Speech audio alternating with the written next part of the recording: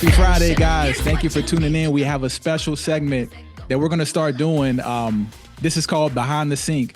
We're deep diving into artists that we have that, no pun intended, behind me, that have gotten synced. So this is a super awesome one, whether it's an educational tool, diving into inspirations, but we're learning more and seeing what makes it work, having fun with it. So no further introduction. I'd like to introduce John Pearson, Becky Kettleson, and Greg Carroza. They are Reveica. Nice. Yeah. Was that better the second time? I wasn't going to tell anybody, but I messed up. I messed up on the recording the first time, but it's all organic. Right. Keep it No fresh. one needs to know. No one needs to know. Thank you guys for joining. And of course, the first question is, in these spots, first we'll throw an alley-oop. We have Samsung televised, Hyundai televised, Target, Intermix, DB Brands, and Clio Color. All brands that associated with, boom, Sounds of Reveica. So in this spot, we'll target down to Samsung and Hyundai. They had kind of similar placements of the music. What do you think made this work? What do you think made it work? Okay, that's me. I think what made it work is the space in the chorus, the repetitiveness of the lines, but there's space for there to be voiceover, and it's repetitive without being boring. It's still engaging and exciting, and there's room for there to be the advertiser's voice. So that really makes it work. Yeah, that and I noticed that in the Samsung spot that they used part of the pre-chorus. So for Becky writing a great pre-chorus that leads right into the hook, that to me is really important, to have a pre-chorus that just leads directly to the hook and just drives it home. So I thought that was part of what brought that sync in. Well, and my favorite part of this, specifically Do It Like This, is John's bass line and guitar. I mean, it makes it work. It's like my favorite part of the song. And so it's just so hooky, and catchy. And so for me, that's kind of what makes the song, but, and everything else, the production, everything else. But specifically, I really like the way that he put those in there, bass and guitar. Good job, John. Nice. As we see the guitars behind them, like multiple ones. So I got a few. Right. Yeah. You might guess from what's behind us all what instruments that we play. Microphone. Yeah. There you go. That is keyboards here. Notice that. So let's see. Microphone, guitar, and Greg, behind yours, you got like a QR code. These are just diffuser panels, but this is like a QR code. That's pretty good. It does. Wow. No, this is the instruments back here. That's just beautiful for sound, Oh, beautiful. They look awesome too, because they're very unique. That's what caught my eye. I'm like, man, those are very awesome. Like podcast feel. Yeah. So super awesome. Something that kind of rang out to us. It was like when the clients used it, they always, specifically these two, they use the sliding guitar in the and it's something about the Reveica album. They have a ton of great transitions. There's other clients, other spots where it might be a and it comes in. Like, give them something to bring it into, So I feel like those, of course, the catchy chorus, and you just really, loft up the alley-oop with the nice introduction of it. Comes in super dope. Yeah. Mm-hmm. Totally. Absolutely. So the second question, I'm trying to mix it up because this is the second time we recorded, but the second question, I'm going to mix it up, and I'm going to throw a curveball, right? If you were to say you could do I wouldn't say a different genre, but if there was a type of album that, in the sync world, we really love mixing it up, right? We did like a chiptune hip hop album. John, you have the rock album, then you have the female pop, then you have Reveica, so much variation. I always like to see like, hey, is there one that's so off the grid that thinking like, this is a crazy idea? Is there any album or style of music that you guys have that you might want to create, or something that would be like, this would be a fun one to dive into, but it's a wild idea? Well, there's a genre that I haven't really done much of. I think I tried one song for a listing with Taxi like a few years ago, but I just think it's a fun genre is ska. I think it'd be fun to do ska, like say Ferris, you know, like their album, they're from years ago. But I just think it'd be fun. It's very upbeat, very fun, very attitude. I don't know. I like ska. I love that. I love Nice. it. I don't know how useful it would be, but I show my age a little bit. Like I used to be the hugest Earth, Wind and Fire and Kool and the Gang fan. Like I listened to the record Something Special about 300 to 400 times in a row. Like I'd love to do songs like that again, like Get Down on It, you know, something where you could do I could do like 18 minutes of the same groove over and over again. And it's still great. You know, I'd love to do that. I don't know how useful that would be for sync, but it would be fun to do. There'd be a place for it somewhere, I'm sure. Yeah. Yeah. Go ahead, John. I'm sorry. I was going to say, I got my 74 jazz bass back there that would work great on. Yeah, man, I'd love to. One of my favorite artists is Machine Gun Kelly, and I'd love to do something more closer to what he's doing right now. I love that indie rock, that raw type of sound. I listened to a show of him live, and it's like, dude's got it. So that to me is fun. The energy is, I love energy. It's so much fun. You know, when you say like speaking the shot, like I'm typing these albums and I'm like, we're going to make these happen together. Like we're going to make these happen. And then we're going to pull this clip on the next episode of Behind the Sync with this album, the concept, the idea, because it's a beautiful thing of like Greg mentioned about they might not be in demand in the sync world. And it is something that you find in the sync world where you have different writers where you have people say I'm a sync writer or a writer for organic writer. I'm a different ways where we create organically, and it's a lot of stuff that I feel like it might not be the stuff that you see in a Penny's commercial, like neo soul R&B, but it's stuff that talks to you, man. And that's the stuff that I love, like the ideas off the wall. They're like, not specifically targeted to, for this reason, but just to create organically. Those ideas, I'm gonna bring them in fruition. I'm excited to see those, man, for sure. Nice. Absolutely. Cool. And quick question on that, not to dive too deep, but if you were to be able to get a soul singer or a different artist using AI, how do you feel about AI? Not to dive too deep, though. Okay, John, you're up. Nope. No, to me, the whole joy of writing is starting that little seed somewhere that you either thought of it or you just felt something, and just letting it grow organically, to me, is so much more important than going the easy, quick route. Yes. Well, I'll just plug it into, let's see what ChatGPT says about this or that, or yes. I just like to just watch something, some idea, and it's harder, obviously. Yeah, it takes longer, but I love to watch how an idea will grow organically, and to me, I don't see myself getting away from that ever.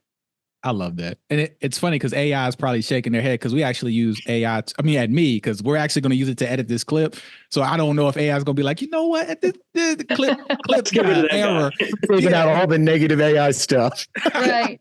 Well, it definitely has its place. I mean, it can be useful, right? I mean, that's a good way to use it. But I agree with John. Like, there's something organic that happens, and from us as humans trying to create music, it's based off our experience, right? Yeah. Our experience from our lives and from the way that we think and feel about things, where AI can't really feel those things, I mean, they can only imitate things that we've come up with. So there's something organic that's missing from that, from the AI piece. And we never know where we're really getting influenced from, right.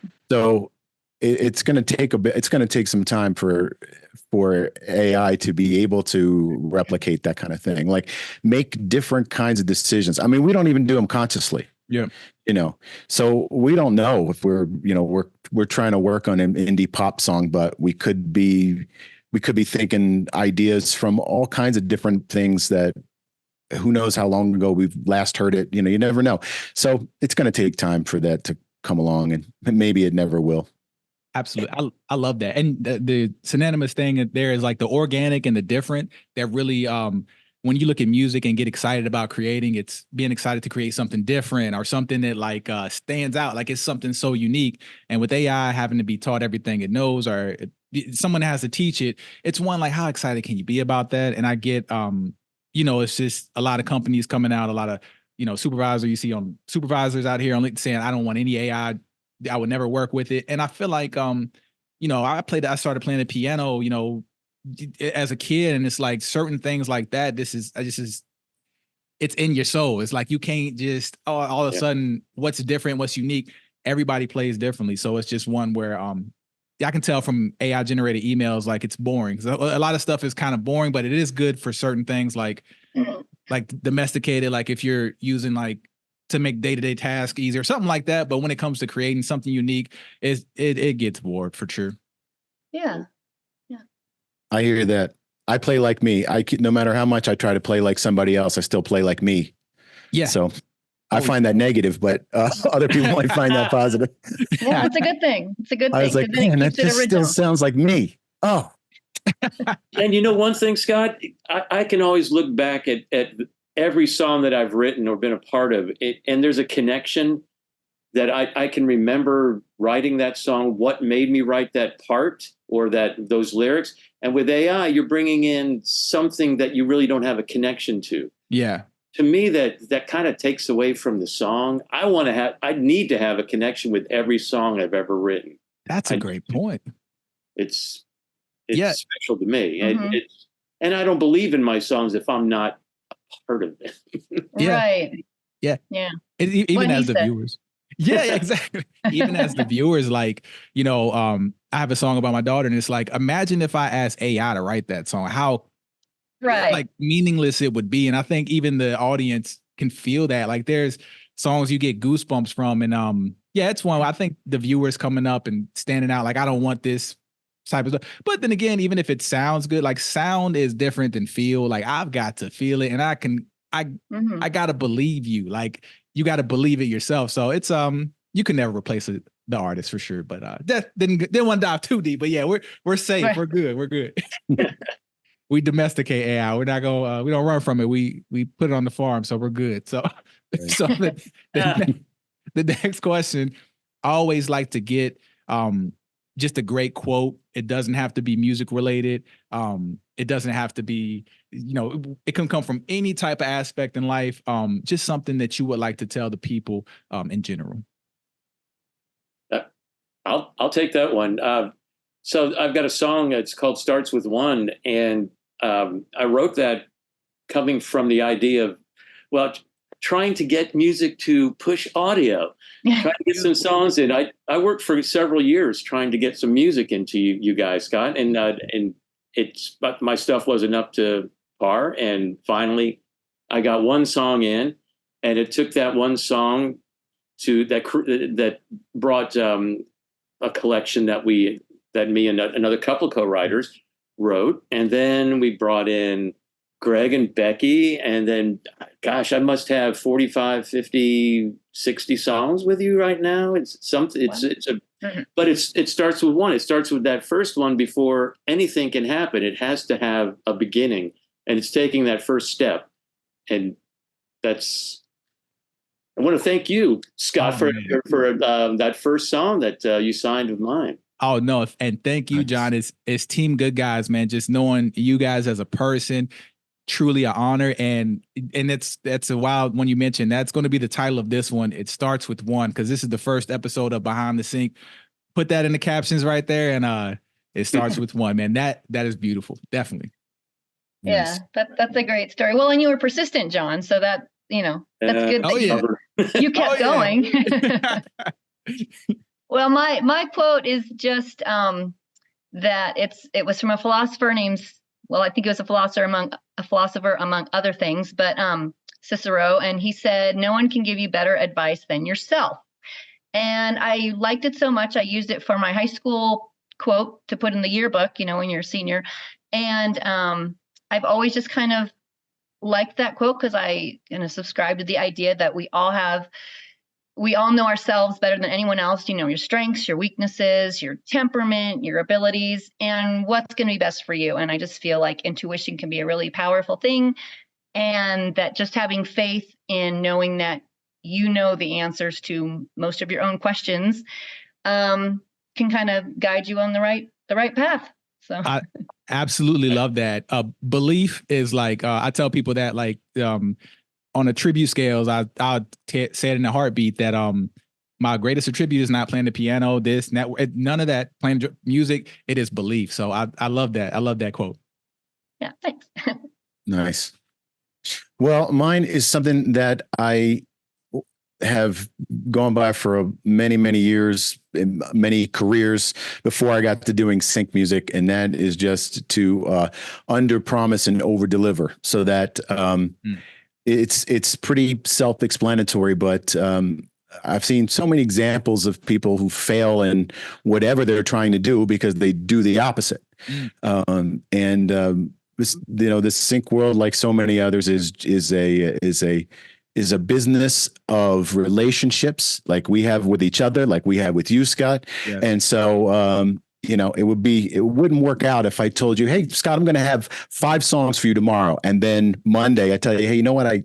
Maybe I only have 1. Yeah. Yeah. Well, that's some bad business right there. Love it.